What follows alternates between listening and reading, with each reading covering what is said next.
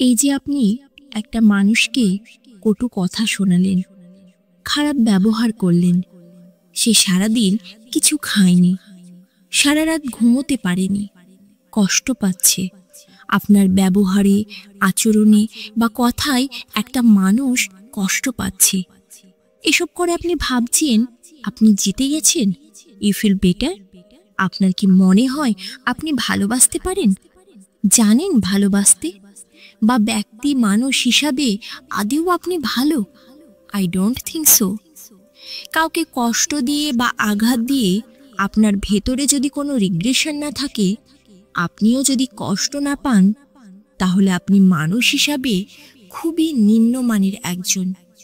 কারো ভালোবাসা পাওয়ার যোগ্যতা আপনার নেই। আপনি জানেন না একজন মানুষকে কিভাবে ট্রিট করতে হয়।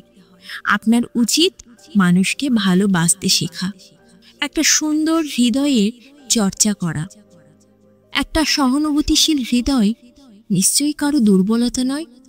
আপনি মানুষকে কষ্ট দিতে পারেন, কিন্তু কেউ একজন মানুষকে ভালোবাসতে পারে, নিজের ভুল অকপটে স্বীকার করতে পারে, ক্ষমা চাইতে পারে, ভালো ব্যবহার করতে পারে, মানুষের পাশে দাঁড়াতে পারে কোনো কিছু না ভেবেই।